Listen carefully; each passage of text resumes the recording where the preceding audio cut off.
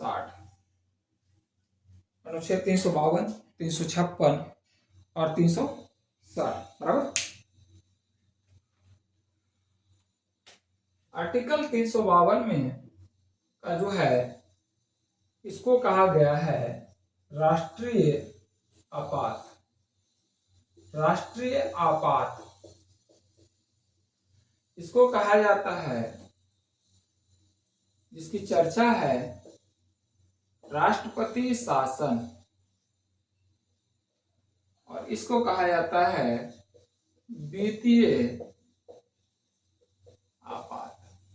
अनुच्छेद 360 के माध्यम से जो स्पष्ट किया गया है, वित्तीय आपात को स्पष्ट किया गया है।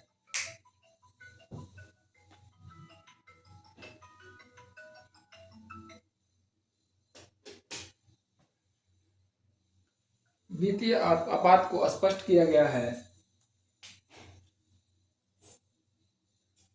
वित्तीय आपात को स्पष्ट किया गया है। ठीक है। राष्ट्रीय आपात जब देश में बाह्य आक्रमण की स्थिति हो, जब देश में बाह्य आक्रमण, बाहरी आक्रमण जिसको कह सकते हैं बाह्य आक्रमण, युद्ध की स्थिति, युद्ध की स्थिति या आंतरिक अशांति, आंतरिक अशांति हो तो राष्ट्रीय आपात लगाया जा सकता है। राष्ट्रपति शासन जो होता है जब देश में संवैधानिक विफलता, किसी राज्य में जो होता है, देश के किसी राज्य में संवैधानिक विफलता हो तो राष्ट्रपति शासन लगाया जाता है। जब देश में वित्तीय, जब देश की वित्तीय स्थिति या संकट में हो, वित्तीय स्थिति जो है चरमरा रही हो, वित्तीय व्यवस्था जो है अराजकता की जगह फैल गया हो, जैसे अभी श्रीलंका में हुआ था, तो उस स्थिति में वित्तीय आपात लगाया जाता है। अभी तक जो है राष्ट्रीय आपात 3 बार लगा चुका है, 3 बार लगाया जा चुका है, जबकि वित्तीय आपात अभी तक नहीं लगा है, अभी तक नहीं लगाया गया। ऐसी स्थिति नहीं बनी है, यहाँ तक कि कोरोना काल में भी अपनी स्थिति ऐसी नहीं बनी थी अपने देश की जहां वित्तीय आपात लगाया जा सके। ठीक है, वित्तीय आपात लगाया जा सके। राष्ट्रीय आपात जो है जब आंतरिक स्थिति, बाह्य आक्रमण, युद्ध की स्थिति, तो इसको कहते हैं जब इस दौरान राष्ट्रपति को ऐसा लगता है कि उसकी स्थिति बन रही है, हम अपनी सुरक्षा जो है आपात लगा करके ही कर सकते हैं, इसके अलावा संभव ही नहीं है, तो राष्ट्रपति मंत्रिपरिषद की सलाह लेता है। लिखित सलाह के बाद राष्ट्रपति राष्ट्रीय आपात की घोषणा करता है और देश में आपात लग जाता है, या देश के किसी भी क्षेत्र में आपात को लगा सकता है, राष्ट्रीय आपात को। ये जब बाह्य आक्रमण या युद्ध की स्थिति बन रही है तो इसे कहा जाता है बाह्य आपात। बाह्य आपात। आंतरिक अशांति, आंतरिक अशांति का जो है 1978 के पहले, उसकी कहानी मैं बताऊंगा। 1978 के पहले 1978 में आया था 44वां संविधान संशोधन विधेयक अधिनियम। उसके पहले आंतरिक अशांति शब्द का प्रयोग होता था, लेकिन अब जो है सशस्त्र, जब देश में सशस्त्र विद्रोह हो, जब देश में सशस्त्र विद्रोह हो, यानी शस्त्र के साथ विद्रोह हो, शस्त्र के साथ जो है अस्त्र शस्त्र के साथ लोग सड़क पर उतर आए, तो उसे उस स्थिति में भी राष्ट्रपति देश में या देश के किसी भाग में राष्ट्रीय आपात की घोषणा कर सकता है, जिसको कहा जाता है आंतरिक आपात। आंतरिक आपात, आंतरिक आपात कहते हैं। आपात, आंतरिक आपात का इंटरनल इमरजेंसी, ये हो गया एक्सटर्नल इमरजेंसी, राइट। अब जो है राष्ट्रीय आपात लग गया। राष्ट्रीय आपात लगाने की जब राष्ट्रपति घोषणा कर देता है राष्ट्रीय आपात लगाने को, उसके एक माह के भीतर या अंदर दोनों सदनों के विशेष बहुमत द्वारा इसका अनुमोदन होता है। जब ये अनुमोदित हो जाता है तब से यानी जो लागू होने की आपात स्थिति लागू है उसके 6 माह तक यह वैलिड रहेगा। 6 माह तक वैधता इसकी है, 6 माह तक राष्ट्रीय आपात लागू रहेगा। अगर उससे आगे बढ़ाना चाह रहे हैं तो राष्ट्रपति के अनुमोदन द्वारा राष्ट्रपति द्वारा पुनः जो है 6 माह तक बढ़ाया जा सकता है। 6 माह करके जो है बढ़ा सकते हैं, राइट। और इसको जो है खत्म समाप्त जो है, अगर इसको समाप्त करना है तो लोकसभा में साधारण बहुमत से पास कर देते हैं। साधारण बहुमत से पास करके इसे समाप्त किया जा सकता है राष्ट्रपति के द्वारा। लगाने के लिए विशेष बहुमत की चाहिए जरूरत राष्ट्रपति अनुमोदन के लिए, राष्ट्रीय आपात के लिए। लेकिन अगर इसको समाप्त करना है तो राष्ट्रपति से समाप्त कर सकता है। समाप्त करने को जो है लोकसभा में इसका साधारण बहुमत से भी पास हो जाएगा समाप्त करने के लिए राष्ट्रीय आपात को। अब इसमें जो है 2 मैटर बहुत इंपॉर्टेंट है। संविधान संशोधन 42वां संविधान संशोधन 1976 और 44वां संविधान संशोधन 1978।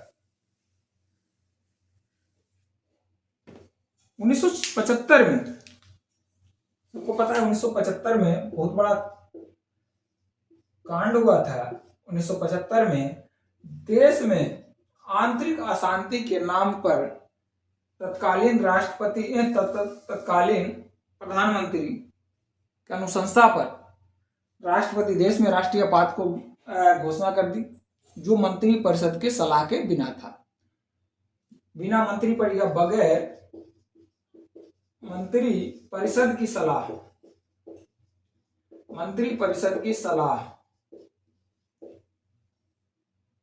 बगैर मंत्री परिषद की सलाह के देश में राष्ट्रीय आपात की घोषणा कर दी, जो बहुत खतरनाक था देश के पब्लिक के लिए, काफी भयावह ही रहा। और इसी दौरान 1976 में 42वां संविधान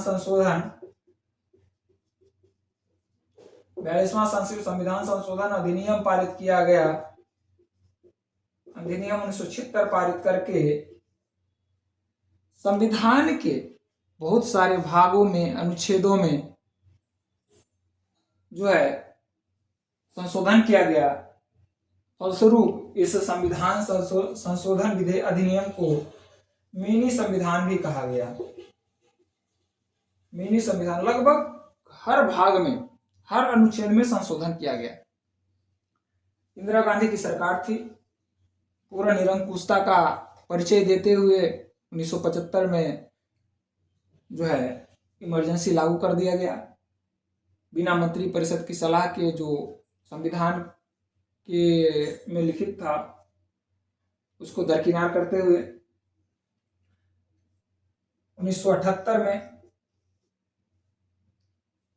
आई सरकार जनता पार्टी की। 1978 में जनता पार्टी की सरकार आई। जनता पार्टी की सरकार आने के बाद 1978 में ही 44वां संविधान संशोधन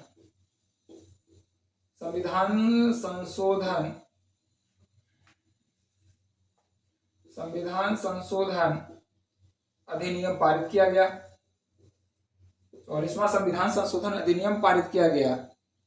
इसमें जो है यह अनिवार्य कर दिया गया कि राष्ट्रपति जो है राष्ट्रीय आपात को तभी लागू करेगा जब मंत्री परिषद उसे लिखित रूप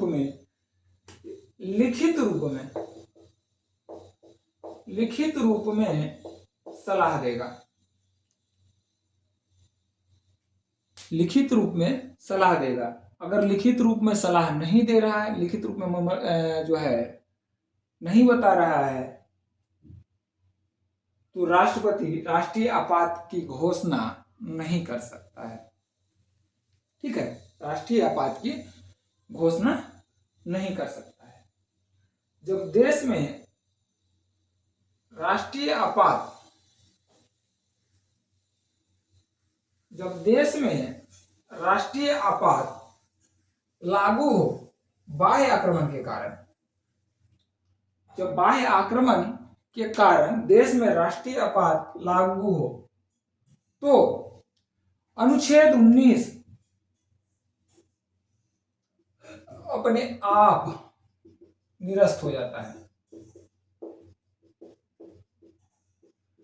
बोलने की स्वतंत्रता, वाक स्वतंत्रता, प्रेस की स्वतंत्रता सब अनुच्छेद 19 में है, अपने आप निरस्त हो जाता है जब बाह्य आक्रमण के कारण लगा हो। अनुच्छेद 20 तथा 21 को चाहे बाह्य आक्रमण हो या सशस्त्र विद्रोह हो, सशस्त्र विद्रोह हो, 44वें संविधान संशोधन में यह भी कहा गया है कि आंतरिक आपात, इंटरनल इमरजेंसी तभी लागू करेंगे जब देश में सशस्त्र विद्रोह हो।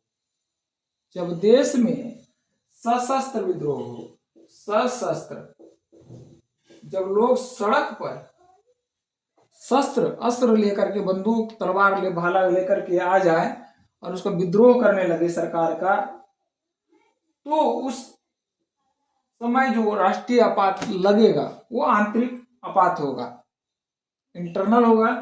लेकिन अगर ऐसे कहा कि और कोई ऐसा धरना है, मोर्चा है, जैसे किसान आंदोलन अभी पिछले वर्ष हुआ, पिछले समय में अभी भी चल रहा है किसान आंदोलन, तो उसमें वो सशस्त्र विद्रोह नहीं है, सरकार का विद्रोह कर रहा है लेकिन सशस्त्र विद्रोह नहीं है। इस स्थिति में जो है आंतरिक आपात की घोषणा नहीं की जा सकती है। लेकिन 1975 में जो आपात लगाया था, आंतरिक आपात, ये जो प्रधानमंत्री, तत्कालीन प्रधानमंत्री के द्वारा, वो सशस्त्र विद्रोह न होते हुए भी आपात लगा दिया था। तो 44वां संविधान संशोधन अधिनियम के माध्यम से यह पूर्णतः स्पष्ट कर दिया गया कि जब सशस्त्र विद्रोह हो तभी राष्ट्रीय आपात लगाया जा सकता है। देश का आंतरिक आपात, इंटरनल इमरजेंसी का जो प्रयोग किया जाएगा जब देश में सशस्त्र विद्रोह हो, देश में सशस्त्र विद्रोह हो।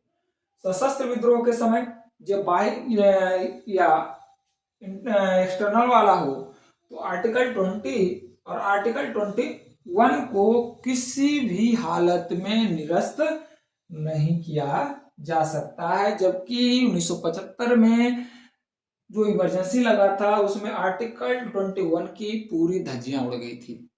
आर्टिकल 19 की भी धज्जियां तो उड़ी थी, लेकिन 21 की भी धज्जियां उड़ गई थी। लाइफ ऑफ लिबर्टी,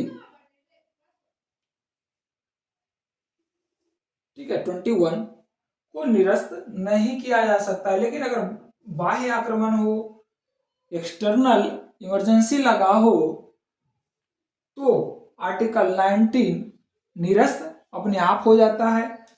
अगर इंटरनल इमरजेंसी हो तो आर्टिकल 19 को रद्द नहीं किया जा सकता है, निरस्त नहीं किया जा सकता है। इस दौरान इमरजेंसी जब होता है, लागू होता है, तो क्या प्रभाव पड़ता है? इमरजेंसी जब लागू होता है देश में, तो किसी भी स्थिति में प्रशासनिक निर्देश दिया जाता है। प्रशासनिक निर्देश दिया, राज्य सरकार को निलंबित तो नहीं किया जा सकता है, लेकिन जहां लागू है राष्ट्रीय आपात जिस क्षेत्र में, तो उस क्षेत्र में राष्ट्रपति के द्वारा या केंद्र सरकार के द्वारा ही प्रशासनिक निर्देश दिया जाता है। केंद्र सरकार राज्य सूची पर विषय बनाता है। अब ऐसे राज्य सूची पर विशेष कौन बनाता है? राज्य सरकार बनाता है। लेकिन इमरजेंसी के दौरान राज्य सूची पर केंद्र अपना विषय, केंद्र सरकार बनाता है, केंद्र उसके निर्देश देता है, उस पर विषय बनाता है, उस पर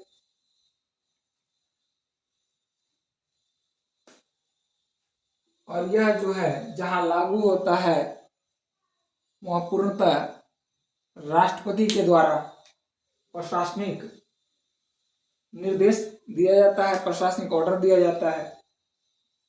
राष्ट्रीय आपात अभी तक कितने बार लगाया जा चुका है? 3 बार। आर्टिकल 352 2 बार जो लगाया जा चुका है युद्ध के आक्रमण के समय, बाह्य आक्रमण एक्सटर्नल इमरजेंसी, और एक जो लगाया जा चुका है 1975 में इंदिरा गांधी के द्वारा इंटरनल, जो बिना सशस्त्र विद्रोह के, लेकिन 44वें संविधान संशोधन के माध्यम से पूर्णतः स्पष्ट कर दिया गया कि इंटरनल इमरजेंसी तभी लगाया जाएगा जब देश में सशस्त्र विद्रोह की स्थिति पैदा हो रहा है या सशस्त्र विद्रोह हो रहा है। राष्ट्रपति शासन, एक शब्द आता है संवैधानिक विफलता और एक शब्द आता है प्रशासनिक विफलता। प्रशासनिक विफलता, राष्ट्रपति शासन, आर्टिकल 360, आर्टिकल 360, ठीक है। प्रशासनिक व्यवस्था, जब देश में संवैधानिक, देश के किसी राज्य, संघ के किसी राज्य में राज्यपाल राष्ट्रपति को, राज्यपाल किसके निर्देश पर काम करता है? राज्य में राष्ट्रपति के दिशा निर्देश पर। तो राज्यपाल राष्ट्रपति को निर्देश देता है या राष्ट्रपति से अनुमोदन करता है कि जिस राज्य में हुआ है उस राज्य में संवैधानिक तौर तरीके से वहां का प्रशासनिक व्यवस्था नहीं चल रहा है, वहां का व्यवस्था विधि व्यवस्था नहीं चल रहा है, तो इस स्थिति में वहां की संवैधानिक विफलता कहा जाता है। और उस स्थिति में जो है वहां राष्ट्रपति के द्वारा आर्टिकल 356 लगा दिया जाता है। 356, आर्टिकल 356, आर्टिकल 356। अब देखो राष्ट्रपति शासन, राष्ट्रपति का जो है, राज्यपाल किसके लिए काम करता है? राज्यपाल किसके लिए काम करता है? राष्ट्रपति के लिए। राज्यपाल करता है राष्ट्रपति के लिए काम। और राज्यपाल क्या अनुमोदन कर रहा है कि राज्य में जो है संवैधानिक विफलता है, राज्य में संवैधानिक विफलता है, मतलब कोई भी सरकार, कोई भी पार्टी अपनी सफल सरकार नहीं बना पा रही है, किसी के पास जो है पूर्ण बहुमत नहीं है, विश्वास मत किसी को जो है अपना शक्ति परीक्षण नहीं कर रहा है, विश्वास मत को जो है हासिल नहीं कर रहा है, तो राज्यपाल ये राष्ट्रपति को बताता है, राष्ट्रपति कहता है वहां राष्ट्रपति शासन और राष्ट्रपति जो है 356 लगा देता है। अब इस स्थिति में ये भी होता है कि राज्यपाल बिना किसी पार्टी का हस्तक्षेप या बिना पक्षपात करे, पक्षपात करते हुए जो है राज्यपाल राष्ट्रपति को बताता है कि सर यहाँ जो है किसी को विश्वास मत प्राप्त नहीं है, कोई भी अपना शक्ति परीक्षण नहीं कर पा रहा है, आप यहाँ राष्ट्रपति शासन लगा दें। राष्ट्रपति शासन लगा देता है। हो भी रहा था 1988 में कर्नाटक के जो सीएम थे, मुख्यमंत्री, अभी सरकार बनाए थे कर्नाटक में, मुंबई, एसआर मुंबई, अभी जो है अभी सरकार बनाए थे एसआर मुंबई, लोकदल और जनता पार्टी की सरकार मिलकर के जनता दल का गठन किया गया। जनता दल गठन करके एसआर मुंबई जी की सरकार बनी कर्नाटक में। उसके 2-3 दिन के ही बाद जो है राज्यपाल वेंकट सुमैया के पास जो है एक लेटर आता है कई विधायकों का लिखा हुआ, और उसमें जो है एसआर मुंबई की का जो शक्ति परीक्षण है विश्वास मत से जो कम हो गया था, उसके विरोध में, यानी उससे जो है अलग होने के लिए लेटर था। फलतः जो है इस वेंकट सुमैया ने राष्ट्रपति को लेटर लिखते हैं, वेंकट सुमैया जी कि सर यहाँ जो है अभी जो सरकार बनी थी एसआर मुंबई का, वो अविश्वास मत में आ गया है, वो अपनी सरकार, उसकी सरकार गिर गई है, ठीक है, उसकी सरकार गिर गई है और यहाँ जो है राष्ट्रपति शासन की जरूरत है। फलता आर्टिकल 356(1) के तहत, आर्टिकल 356 क्लॉज 1 के तहत वहां जो है कर्नाटक में राष्ट्रपति शासन लगा दिया जाता है। बहुत इंपॉर्टेंट केस है। SR बोम्मई बनाम भारत संघ या भारत सरकार 1994। अब इसमें जो है राष्ट्रपति सरकार गिर गई, लेकिन जब वहां का विश्वास शक्ति परीक्षण के बाद किया गया तो जो वेंकट सुमैया के पास लेटर था विधायकों के हस्ताक्षर किए हुए, विधायक बता दिया कि हम ये जो लेटर है कि नकली है, हमारे सिग्नेचर नकली है। फलता जो है फिर मुंबई सरकार अपना सरकार फिर बनाती है। एक पिटीशन दायर होता है इस दौरान। 1994 में 9 जजों का जो है बेंच है, वो अपना फैसला 11 तारीख को सुनाता है। 11 मार्च 1994 को अपना फैसला सुनाता है। इस फैसले में कहा जाता है कि राष्ट्रपति शासन जब लगाया गया तो इस शासन को न्यायालय में या न्यायालय के पूर्णावलोकन में रखा जा सकता है। पूर्णावलोकन में रखा जा सकता है, अर्थात राष्ट्रपति के द्वारा लगाया गया।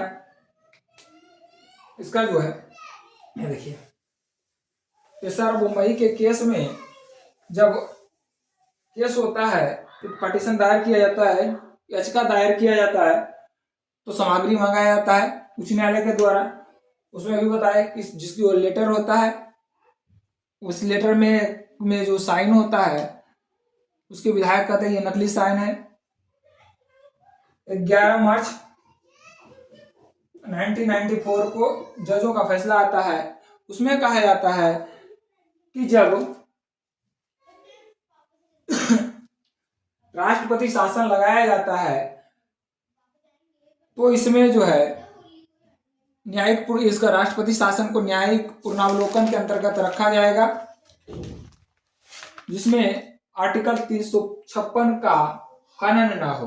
हनन मतलब जैसे उस समय 1989 के करीब राजीव गांधी की सरकार थी, और इसी तरह से जैसे वेंकट सुमैया कर्नाटक में किया था, उसी तरह से जो है नागालैंड मेघालय में भी सरकार गिराया जा चुका था। उसके अलावा कर्नाटक में गिराया जा चुका था, MP में गिराया जा चुका था। इसी तरह से प्रयोग करके कई जगह सरकार गिराया जा चुका था। तो SR बोम्मई का केस जो है 356 में अगर बात करते हैं 356 की, तो अपने आप इसका डिस्क्राइब हो जाता है कि 356 में क्या क्या जरूरी है। और 356 में ये जो जरूरी है कि राष्ट्रपति शासन अगर राज्यपाल के अनुमोदन से लगाया जाता है तो यह 356 का हनन तो नहीं कर रहा है। राष्ट्रपति स्वयं तो नहीं लगा रहा है, स्वयं की मर्जी से तो नहीं लगा रहा है, किसी पार्टी का जो पक्षपात करते हुए तो नहीं लगा रहा है। वह उसका निर्णय जो है राष्ट्रपति शासन लगाने का, जैसे बिहार में भी जब नीतीश कुमार की पहली बार सरकार बनी थी तो बूटा सिंह अविश्वास पर सरकार बनाने के जो है शक्ति परीक्षण करने से पहले राष्ट्रपति को लिख करके अनुमोदन करते हुए पत्र लिखे कि यहाँ जो राष्ट्रपति शासन लगाया जाए। अर्थात राष्ट्रपति शासन लगा था उस समय। उसके बाद नीतीश कुमार ने पूर्ण बहुमत से सरकार बनाई थी अपनी बिहार में भी। ठीक है, तो इसका 1994 में जो है इसका SR बोम्मई का केस का जो फैसला के बाद जो कहा गया है कि राष्ट्रपति का जो निर्णय है सुसंगत है कि नहीं है। अगर नहीं है तो न्यायालय में इसको याचिका दायर किया जा सकता है। और राष्ट्रपति शासन लगाने के पीछे राष्ट्रपति का जो निर्णय है, राष्ट्रपति का जो पूर्वानुमान है, वो पूर्वावलोकन है वो पूर्णतः उसके इरादे के अनुरूप है या जो है गैर इरादतन है, यानी उनका उसका इरादा जो अच्छा है, देश में जो है उसका संवैधानिक वास्तविक रूप में संवैधानिक विफलता है तभी लगा रहे हैं, या किसी का पक्षपात करते हुए लगा रहे हैं। ये सार्वभौमिक का केस जो है बहुत इंपॉर्टेंट है। इसीलिए अब जो है राष्ट्रपति शासन लग गया। राष्ट्रपति शासन लगने के बाद जो है वहां फिर चुनाव होता है। सब या अगर सरकार बनाने के लिए इच्छुक है पार्टी, उसको शक्ति परीक्षण के लिए निमंत्रण दिया जाता है।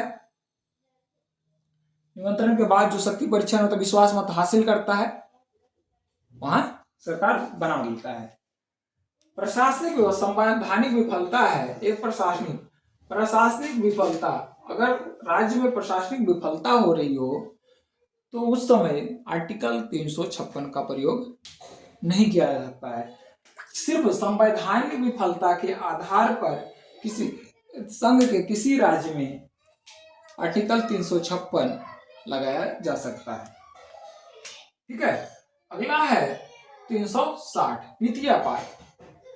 जब राष्ट्रपति को, अभी तक एक बार भी नहीं लगा, जब राष्ट्रपति को ऐसा लगेगा कि देश में या देश की आर्थिक स्थिति जो है खराब है, आर्थिक स्थिति चलने वाली नहीं है, या आर्थिक स्थिति जो है बहुत दयनीय हो गई है, इस स्थिति में देश में वित्तीय आपात लगाया जा सकता है। वित्तीय आपात लगाया जा सकता है।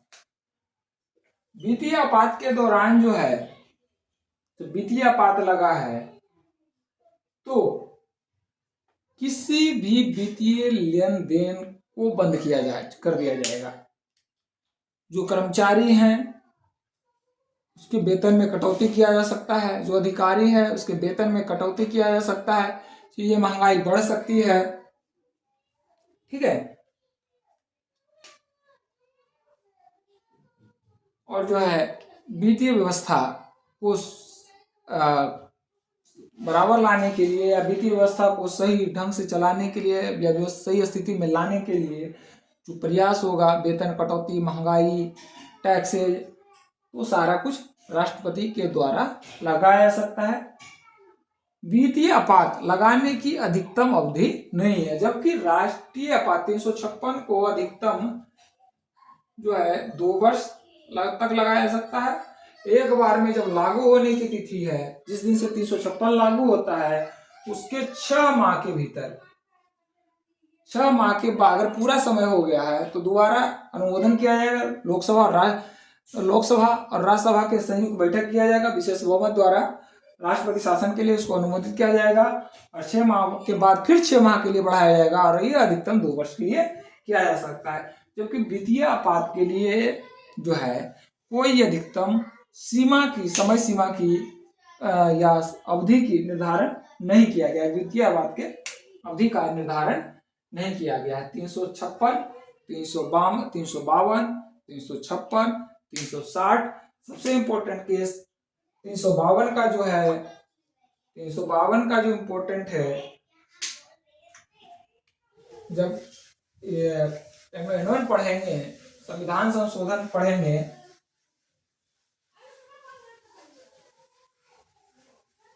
तो संविधान संशोधन तो इसमें 42वां और 44वां आर्टिकल 352 के लिए महत्वपूर्ण है। 42वां और 44वां 1976, 1978, ठीक है, 1976, 1978, इसका जो केस है रिलेटेड बोमई, एसआर बोमई बनाम भारत सरकार, बहुत इंपॉर्टेंट है। जब आप मेंस का जब मुख्य परीक्षा की आप लिखेंगे आंसर, उत्तर लिखेंगे, थोड़ा सा इसका अगर जिक्र करेंगे, वो एसआई बोमई बनाम भारत सरकार 1994, इसका 356 का हनन से बचाने के लिए, 356 का हनन से बचाने के लिए वित्तीय आपात अभी तक लागू नहीं किया गया है। 1975 में कैसे जो है लागू कर दिया गया आंतरिक अशांति के नाम पर इमरजेंसी। 1978 में 44वां संविधान संशोधन, जब जनता पार्टी की सरकार आई, कॉन्स्टिट्यूशन में फिर अमेंडमेंट जितने भी थे उसके संशोधन किए गए थे, उसमें अधिकतर फिर चेंज कर दिया गया, फिर निरस्त कर दिया गया।